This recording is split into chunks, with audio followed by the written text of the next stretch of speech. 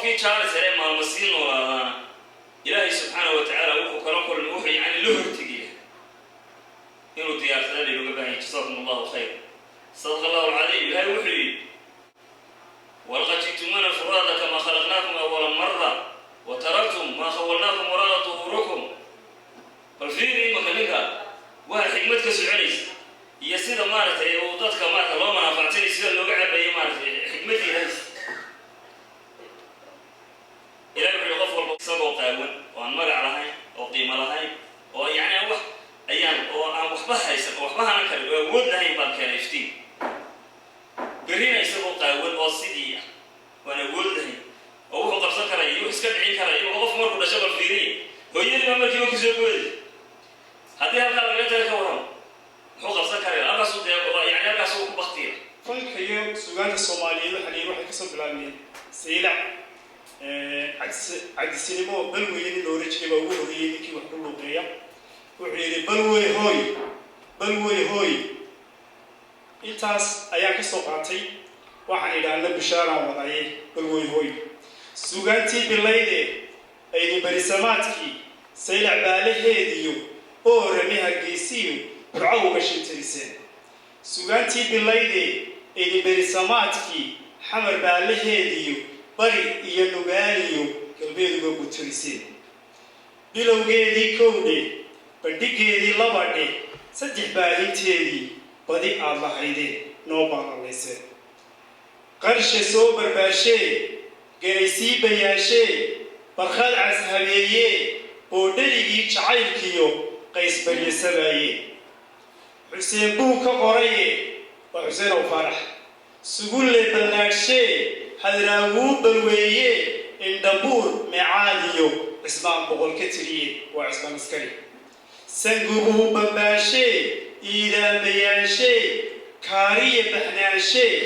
بنفس دعر سعيديو سعيد ما توي ولا جوجا تازو حلوين أبو تاكسلو قفقي تبنولي أيا ونكسني ناكلوج بتلوصبيه معنا سعيد وسعيد صالح بنفس دعر سعيديو إذا جاء شعبيان أنا بينه تريه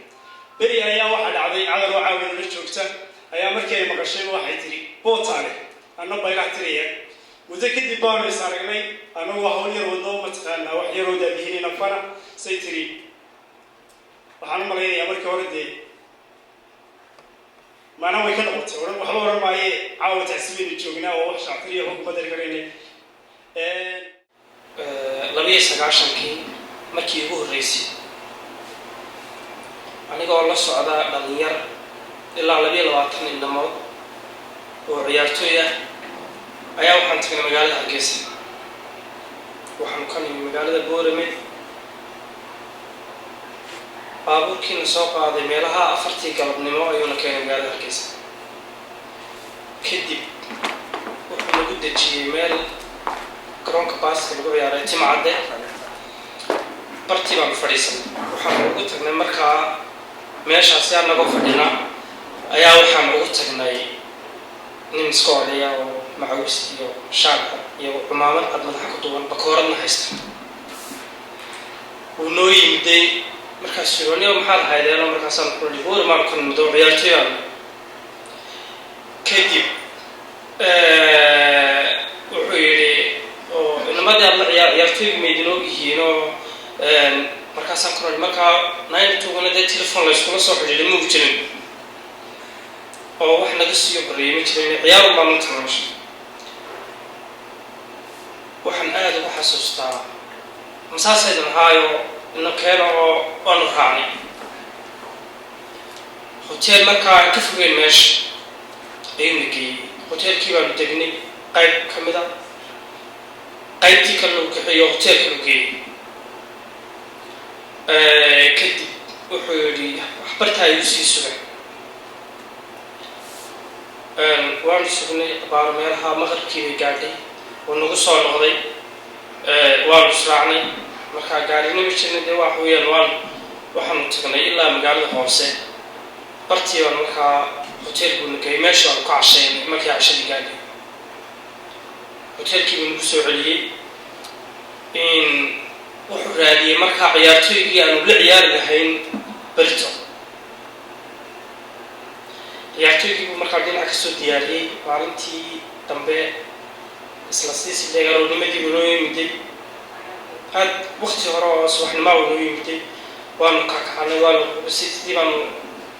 quraacdii u tagnay oon soo noqonay halkan buu naga diyaariyay haddana kooxdii buu noo soo diyaariyay haddana gaari istaadiumkii nageyn lahaa buu soo diyaariyay means waxaan taa uga jeedaa wanaagga intaa leeg markii aan soo baxaynayna gaari buu noo soo diyaariyey maalintii dambe sidii baan noogu noqonay boorame maanaan arag qof isboortiga markaa ka socda maanaan arag markaa qof dowlad uu nala kaftamay wuxuu waadniyo intaan ridooday ayaa waxaan ku ridooday buu yidhi iyadoo guddi aaskayga qabanqaabsan la ii saaray oo diyaarad laysoo saaro meydkaygii dibad laga keenay yani waa taa maanta joogta saakaa gaariya la qaaday oo ilaahay naxariiste loo qaaday waddankii marka nin wuxuu ahaa meel wax ka arka fortune teller buu ahaa waxyaabo badan baan anu ku sifayn karaa marka waxaan leeyahay gaarida dishay gaariya geeska ahboo de waxa weeyaan inaynu dacayno isaga iyo macalinkiisa ahaa faysal cumar rusheeg oo 4 cisho ka horreeyay ilaahay labadoodaba naxariistii jannaa ka waraabiyo dadkeennii iyo ummadoo dhanna samaliyeynana ha ka siiyo wasalaamu calaykum waraxmatullahi wabarakatu in la xuso weeyaan magaciisa in taariikhdiisa la qoro in laga sheekeeyo in ma garanaysaayo runtii cid walbaba si ay maaragtay hawsha ay u fahamto waayo waxa weeyaan mudnaantaasi aad buu lahaa wuxuu ahaa wax maaragtay runtii maanta aanan wax loo dhigaa aw yaraa xagga waxay ka geystay xagga muxuu ahaye suugaanta meesha uu ka soo qaaday iyo meesha uu gaarsiiyey waxa weeyaan waa wax weyn rag ma garanaysaa runtii ay macallimiin u badnaa oo ay isku waqti ahaayeen oo Siciid Saalax ka mid yahay Hadraawi ka mid ahaa iyo dhowr kale oo muxuu ahaye run ahaantii macallimiintaas ayaan aad u xasuusanahay oo run ahaantii waxay bilaabeen suugaanta levelkii ay taagneyd level ka sarreeya ayay run ahaantii gaarsiiyeen waxaana ugu sii weynaa waxay ahayd run ahaantii jihada ay u dhaqaaqeen iyo wanaagga ay u dhaqaaqeen iyo muxuu ahaye sida ay wax u basarinayeen ay uga hadlayeen wadcigii waqtigaa taagnaa ee siyaasadeed iyo situationkii iyo xaaladii ay Soomaalidu ku noolayd sida ay run ahaantii ay u dhigeen ay u qurxiyeen ay u maaragtay run ahaantii hadda lafahoogiina uga badbaadiyeen dadkana si dadban ay ugu sheegeen dowladdana si dadban ay ugu sheegeen wax badan marka waxa weeyaan runtii wax weyn bay ahayd sababtan u ammaanaya gruubka soo muxuu ahaye runtii hawshatan soo abaabisheen waxa weeye arrintaasi arrin in maaragtay gaabiye marka god lagu rido oo halkaa la dhigay muxuu ahaye halkaa uu maaragtay sheekadiisu ay ku koobnaato hal mar buu gurigayga yimi Hargeysa anoo jooga markii islaam baa gurigayga joogtay sodohday ah way la sheekaysatay qaraabana way ahaayeen way la sheekaysatay waxay tiri gaariyo xaashi dhamac wax dadahoo badanna muu lahayn carruurtuna de way ku yaray marka gaariya iska fani buu asuuli ma aribaayo dee wuu dhaqanaya hadduu xuna haysto marka aad iyo aad nin aan uga helo ayuu ahaa dee hadda waad arkayseen markuu wax tirinayay saasaad ula raacaysa saas wuu ku dhex gelinaya wuxuu kaaga sheekaynayo marka nin aynu faallo caawo dhan haddaynu faallayno musharaxnimadiisii iyo siduu wuxu sharaxi jiray iyo farshaxnimadiisii iyo macallimnimadiisii nin aynu tirin karna maaha waxaanse anugu taariikhaha ku hayaa beri gaariya gabay uu tiriyey oo nin ugu baroordiiqayay Soomaaliyeed oo SYL ahaa oo qolada waliba reer xamarka xamarweyne degta ahaa oo la oran jiray Sheekh Maxamed Xuseen ayaa dhintay baa leeyahay gaariga ninka aad iyo aad u jecel taariikhdiisii ula socday gaariyana ma aha dadka wax aqran ma aha waa dadka runtu halkay tahay ugu taga ee qof walba cadkiisa siiyo ahaa nin fogna uu ahaa nin Soomaali uu ka sareeyay gaariye Afrikaan uu ka sareeyay ilaa heer caalami uu ahaa gaariye waayo haddaba caalamka jaamacadaha caalamka wax ka dhigayay ninkii uu gabay u baroordiqo wuxuu yidhi alla ilaha qar baa dumay alla ilaha qod baa dhacay qudbi baa ruqaansaday qabso oo haraawo waxa dhacay afkala qaad marka waxaan leeyahay alla ilaha qudbi baa ruqaansaday hadduu gaariyaasi waxay arkeen maalin iyo labo ayuu kalaas ugu galay isagoo aan macallin ahayn marka waxay u kala jiidanayaan in uu fasalkooda soo galo bay qayb group waliba fasal waliba doonayay maalintaa wixii ay maalmaha hore ka arkeen axmed oo aadan ayaa u soo dirayay Lafoole si uu markaa uga qayb galo toddobaadka uu nala joogay saasaa ardaydu u kala jiidaysay oo iskuulkaasaanu ku kulannay marka anigu Lafoole 2 sano soo dhiganayay sida uu dhaqankiisa iyo systemkiisu ahaa haddii aad la socotaan qofku waayada hore marka uu 2 sano dhigto ayuu sanad soo shaqayn jiray markaasaa dib loogu noqon jiray markaa sanadkaas ayuu u dhoofay oo Ibraahim ayo isagu jooga ay isugu tageen sanadkaa oo 3 koobaad iyo 2 iyo 3 sanadaha baanu isu ahayn waana ku wada kulannay markaan soo dhammaystay sanadkii wax dhigista gaariye waxaanu isugu nimi dugsiga Lafoole markii ugu horreysay waxaanu ka wada mid noqonnay guddiga dhaqanka ama student government body jaamacadda gaar ahaan qabanqaabooyinka suugaanta waa 71kii markaanu isugu imanaynaa 72kii waxaanu wada abaabulnay sheekada aad ugu magac baxday wax badanna suugaanta Soomaaliyeed uga bedeshay oo la oran jiray aqoon iyo afgarad ama aqooni wayska halkeeda afgaradka ka horeeya playga masraxiyada ballaarnay ayaa tilmaamaha kan iminka la sheegayo in badanina aan ogahay ku daaqayso dugsiga Lafoole ama hooyga Lafoole waxaan u naqaanaa maaha kan waxbarasho oo qura oo macallimiintu ka soo burqan jirtay waxaanu ka wada bilownay in uu noqdo sheekada aan sheegayo laga bilaabo iyo in ka horreysayba suugaanta Soomaaliyeed habka masraxa iyo sida wax loo yiraahdo majaraha uu Ibraahim tilmaamayay